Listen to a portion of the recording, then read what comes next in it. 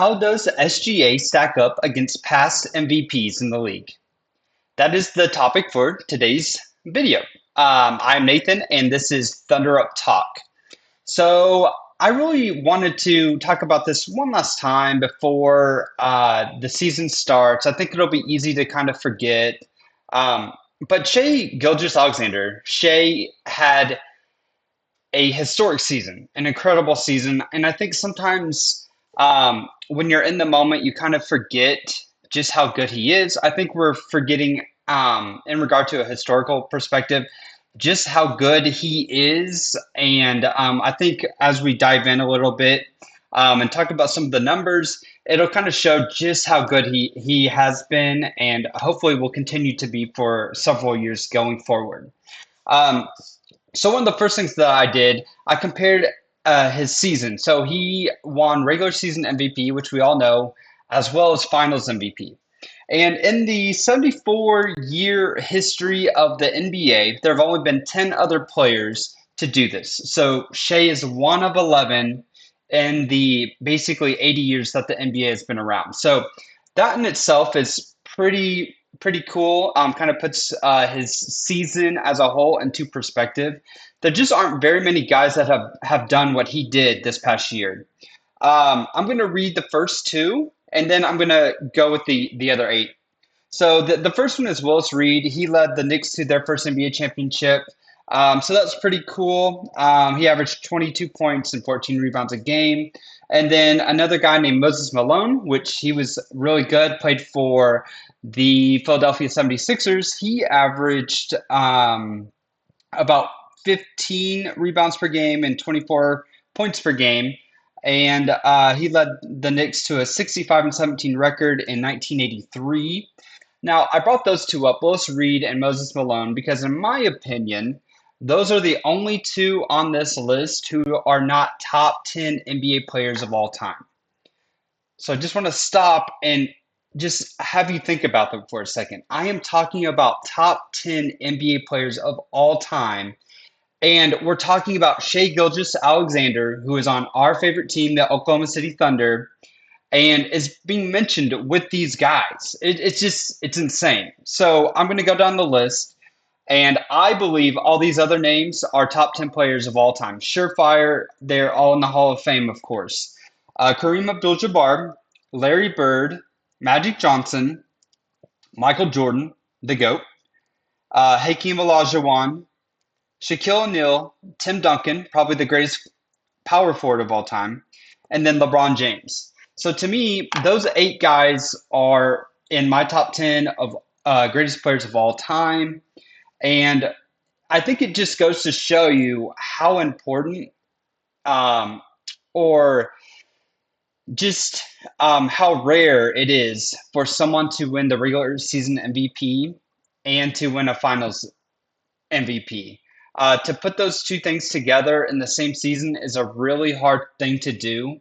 To basically be the best player in the league throughout the regular season and then still finish it off, cap it off with a finals MVP. Now, just another just random little side of information, which I thought was kind of cool. There's only three guys in the league that have ever done this multiple times. So the first one is LeBron James. He's done it twice. He did it in 2012 and 2013, meaning MVP in the regular season and finals MVP. So very significant. And then Larry Bird also did it. He did it in 1984 and in 1986. So to me, Shai only has to do this one more time. Hopefully he can. And he is in like rare company. And then, of course, the GOAT, Michael Jordan, somehow did this where he won regular season MVP and finals MVP four times. So, which is an incredible stat. So I wanted to start out just kind of laying down some groundwork and perspective in a historical sense of just what Shai Gilgeous-Alexander did. Um, if you get online, if you listen to other fans, you have to hear about free throw merchant this, free throw merchant that. Um, I would just say ignore all that. Shai is going to be, I think for sure, a top 20 player. If he continues going down this road, he will quickly be having conversations as a top 10 basketball player, and he plays for our team, the Oklahoma City Thunder. So enjoy what you're watching. So I also wanted to look at in the top in the last 20 years. I wanted to compare Shai's MVP season to other guards.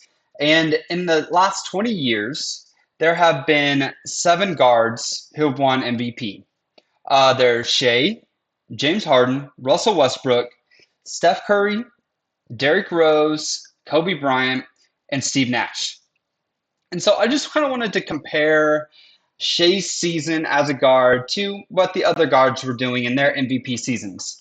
And for the guys that won a couple of MVPs like Steph and Steve Nash, I used their best statistical season to compare. And that's basically what I'm doing. I'm really just looking at statistics. There's going to be narratives and things like that. But just statistically speaking, looking at Shai's MVP season to these other guys. And really, the first thing that jumped out is out of all these guys, Shai averaged the most points. He averaged 32.7 points per game. It was close. The next person was our guy, Russell Westbrook, averaging 31.6 points per game. So of that grouping, Shai averaged the most points per game in his MVP season.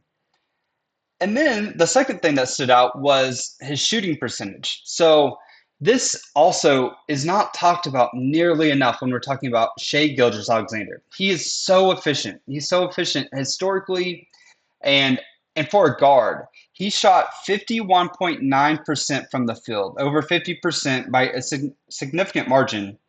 And again, he led this group of guards in the last 20 years with field goal percentage. So he is averaging the most points per game, and he's the most efficient at that.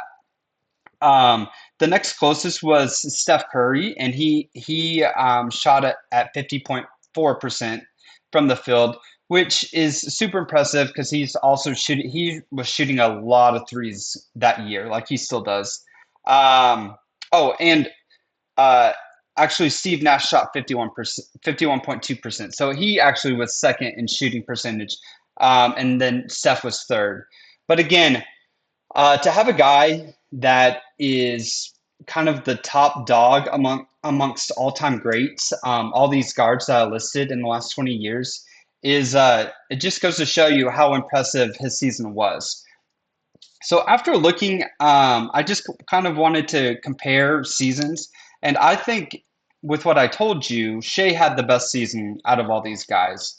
I went number 2 with Steph Curry because he did average 30 and shot 50% from the field, and just because he kind of revolutionized the NBA. There's a lot to that. Even though Steve Nash shot a higher percentage, he also only averaged 18 points per game. I put number 3, Russell Westbrook season. He wasn't efficient at all. He shot 42% from the field, which is 9% less than Shai, just to keep it in perspective. Like, that is wild. But he still averaged uh, 31 points, 10.7 rebounds, and 10.4 assists. The first season averaging a triple-double. That's pretty historic. Number 4, I went with James Harden. He averaged 30 points a game, but again, he only shot 44.9% from the field. And I'm not even going to bring up his defense. Number 5, this was tough for me. I'm a big Kobe guy, but what this did was kind of show, just at least statistically, where he would rank among the other guys, in my opinion. He averaged 28 points per game, but again, still only shot 46% from the field. Um, Shai averaged 5 more points and did it at a 5% higher shooting percentage. And then number 6, the last 2, Derrick Rose, he averaged 25 points per game, only shooting 44% from the field. And last but not least, I put Steve Nash. Even though he averaged 10.5 assists per game, by far the most of this group, he only averaged 18.8 points per game. And I just don't feel like he had that draw or pull. I don't think he scared people quite like some of these guys did on this list. And then let's talk about defense. So Just going down the list, I think Shea is a better defender than James Harden by a mile.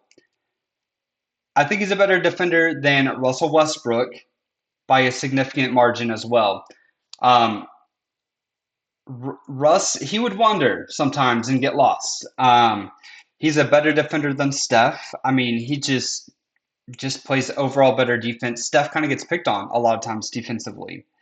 Derrick Rose, he might be getting closer, but I still think Steph was the better defender.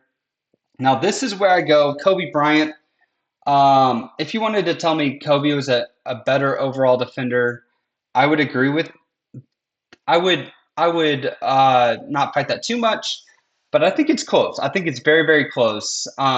The way Shea fights in the post in particular and doesn't allow some of those passes to get to people trying to get in the post, and he just seems to always be in the right spot. Um, I think I would lean Shea just a little bit. And then Steve Nash, it's not even close. Again, he's another small guard. He'd get picked on defensively all the time. So, with that saying, he averaged the most points, was the most efficient, and was the first or second best defender of this group. Shai Gilgeous-Alexander, in short, is really, really good. And so, last but not least, I wanted to see if there's anyone else that had a better season than him or a comparable one. And there's only one guy that I found. You might know his name, Michael Jordan, the greatest basketball player of all time. He averaged 35 points per game and shot 53.5% from the field. So again, he averaged more points, was more efficient from the field, and was probably was for sure a better defender. Um, but that's a pretty short list when you start thinking Michael Jordan, then who's the next guard that you're talking about historically looking at MVP seasons? The name is Shai Gilgeous-Alexander. So yeah, I just wanted to get that off my chest, let you guys really know how good this guy is. Appreciate him. Sometimes it's hard to forget like what greatness looks like and to just really appreciate it. And yeah, that's basically just my goal is to just say, hey, we are so lucky as a fan base. We're so lucky as a league to be able to watch Shai Gilgeous-Alexander. It's so funny thinking about him. He came in as a skinny, lanky guy with a funky three-point shot, a super slow release.